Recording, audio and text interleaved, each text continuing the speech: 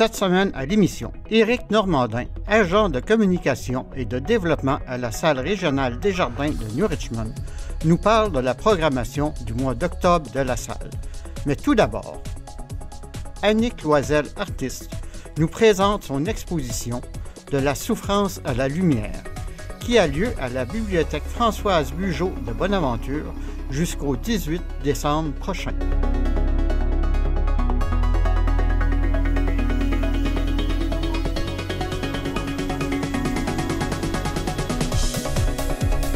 Annick Loisel, artiste multidisciplinaire.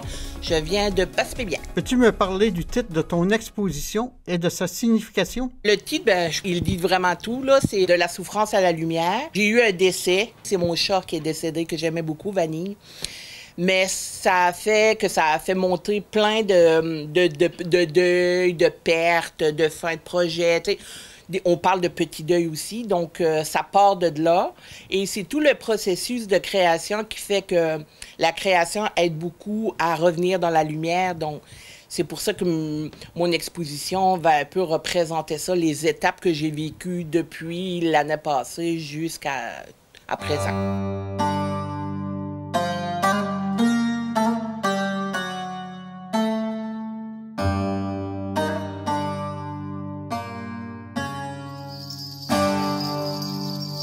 Pour cette exposition-là, j'ai travaillé particulièrement les techniques mixtes. Donc, je parle d'acrylique, je parle de collage, d'encre à l'huile, d'encre à l'alcool, mais j'ai aussi travaillé avec les bâtons d'huile. C'est la première fois que je travaillais avec ça. Puis, je les ai mixés aussi avec l'acrylique. Puis l'huile et l'acrylique, ça va pas toujours ensemble, mais c'est mon expérimentation qui a fait que ça a fonctionné. Puis j'ai beaucoup aimé le résultat parce que l'huile, c'est super éclatant. Donc, j'ai aimé ça. Et puis, différents formats. Donc, j'en ai des grands, j'en ai des plus petits. Ça dépendait de comment je me sentais dans mon processus de création. Et qu'est-ce qui t'inspire pour ton processus de création? Bien là, c'était particulièrement la fin. La fin de... Donc, je parle de la mort, oui, de mon chat, mais la mort d'un de mes amis pendant la pandémie, je trouve qu'il est parti trop jeune, la mort de mon père, l'acceptation du fait que j'aurais pas d'enfant. Donc, tu sais, il y a plein de petits deuils qu'on vit dans la vie, puis tout ça, ben, ça a tout remonté pendant ces processus-là. Puis ça tombait que j'avais pas d'emploi, donc en plus. Donc, c'était le deuil de l'emploi, de se sentir, de la confiance en soi, de se sentir utile pour la société. Puis tout ça a fait en sorte que ça m'a stimulée pour créer cette exposition-là, qui, pour moi, est beaucoup plus optimiste. On parle de deuil, mais de la guérison aussi, de la résilience. Bienvenue à mon exposition de la souffrance à la lumière. Au plus fort de l'hiver, j'ai finalement compris qu'il existait en moi un invincible printemps, disait Albert Camus.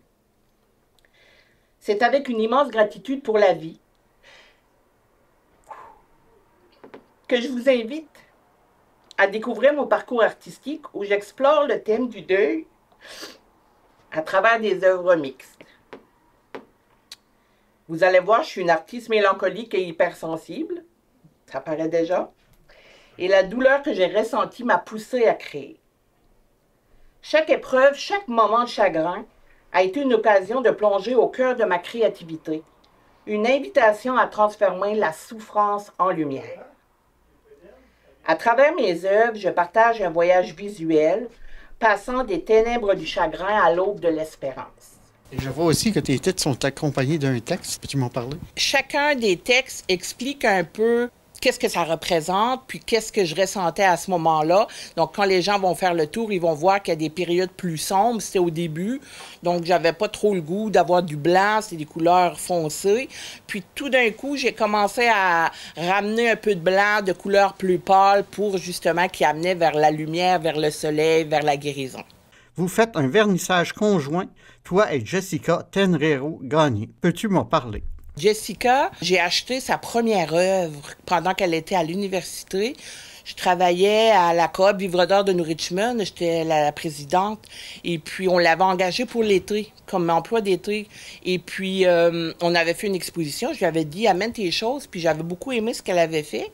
Puis depuis ce temps-là, on a quand même resté en contact. Quand on a été demandé pour faire une exposition. On ne savait pas toutes les deux c'était quoi le thème. Puis là, Lynn de la bibliothèque nous a proposé, voulez-vous faire un vernissage ensemble?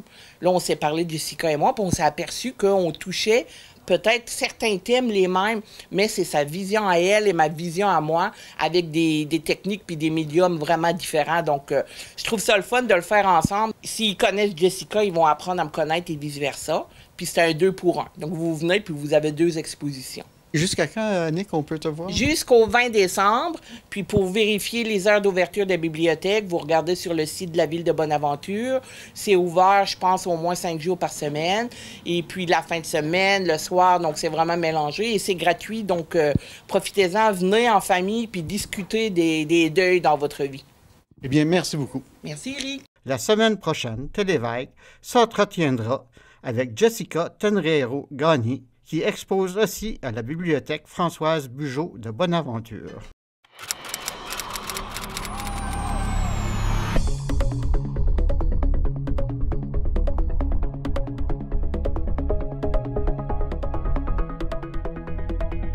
Bonjour Éric, peux-tu me parler de la programmation de la salle de spectacle Desjardins de New Richmond pour octobre? Ben oui, avec plaisir. On a eu un super beau mois de septembre, puis octobre, on a 4 beaux spectacles à l'affiche. Ça commence encore une fois en humour avec le grand retour de Réal Belland. Ça fait plusieurs années qu'on l'avait pas reçu. Réal Belland, fils de Tigus, du duo légendaire Tigus et Timus. Donc, on dit que Réal Belland a été comme élevé dans des salles de spectacle avec son père humoriste. C'est là qu'il se sent à l'aise. Il nous revient avec un 6e one-man show, 6e spectacle de l'humour accessible pour les 8 à 88 ans. En fait, beaucoup de gags absurdes. On va nous parler de sa famille, parler de la vie. Je m'ennuie tellement des rires en tournée, c'est incroyable. J'y réécoute, tu sais. Là, il y a Sherbrooke aussi que j'aimais bien. Lui, il était fabuleux, Sherbrooke. T'oublies jamais ça, Sherbrooke.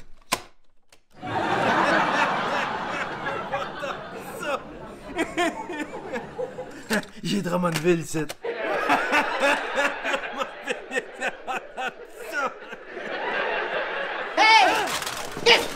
Non, je fais rien. Écoute tes rires encore! Super bon spectacle, vraiment, pour d'humour qui plaît à tous. Alors, ça va être le jeudi 2 octobre à 20h.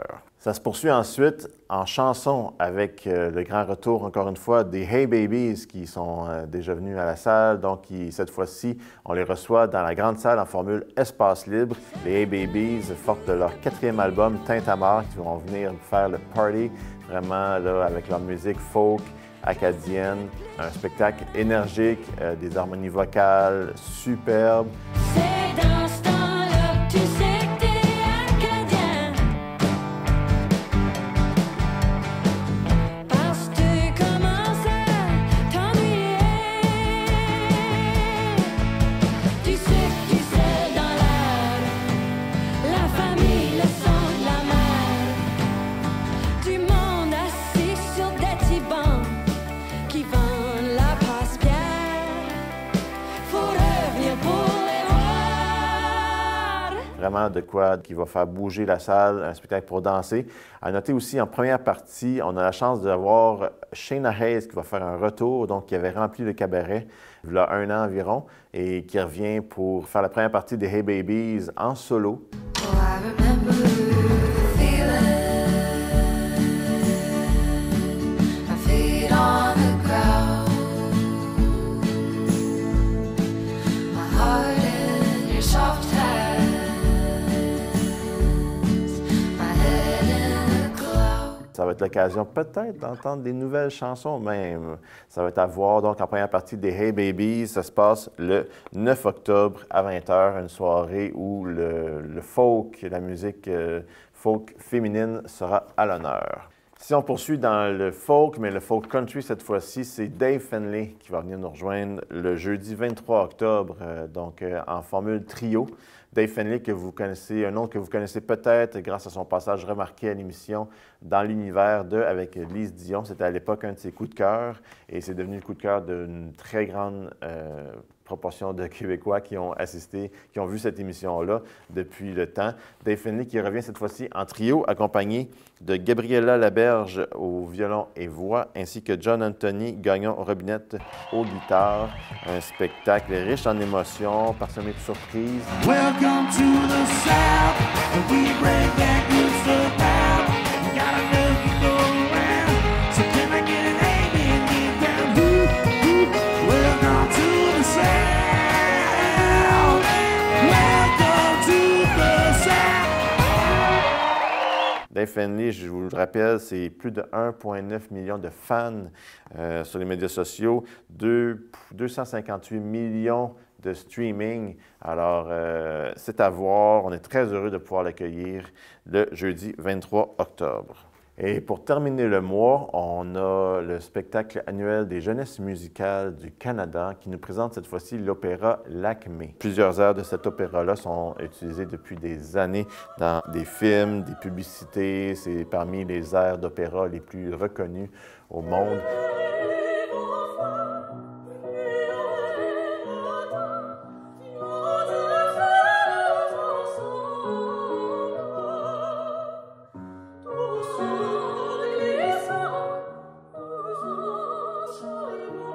Donc, c'est une opéra qui a 140 ans et donc ça fait plus de 140 ans que c'est un succès, cet opéra-là, qui est fait par le compositeur Léo Delibes et qui raconte un peu une histoire d'amour impossible située en Inde. Donc, voilà, ça va être le vendredi 24 octobre. C'est comme ça qu'on termine le mois en musique avec l'Opéra des jeunesses musicales du Canada.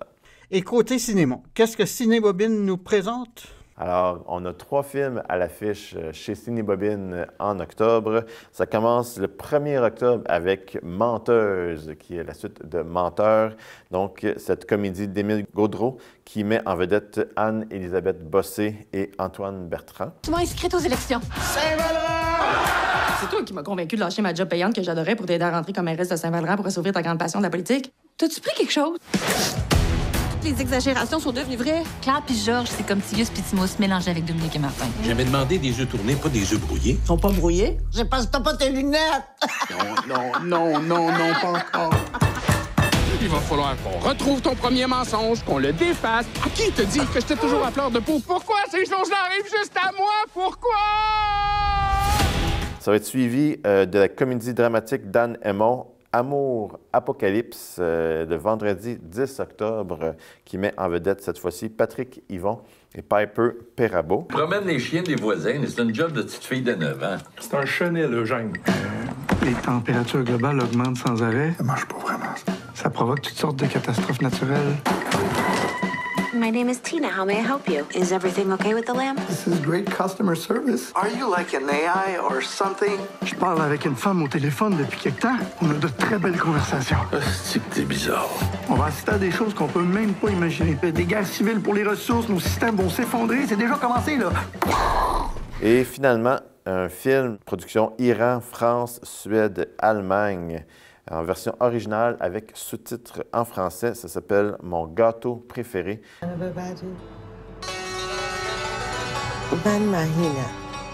منم فرامرزم.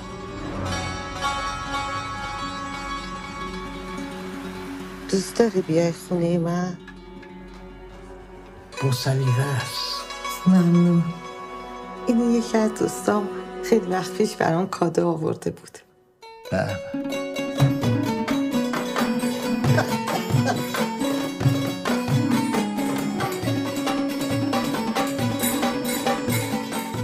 Et ça va être le mercredi 22 octobre. Je vous rappelle que vous pouvez en tout temps consulter notre programmation sur notre site web au www.spectaclenewrichmond.com, acheter des billets, des cartes cadeaux électroniques et suivez-nous sur Facebook et Instagram pour avoir tous les détails de notre programmation. Et on va annoncer au mois de novembre la nouvelle programmation de hiver-printemps, donc restez à l'affût.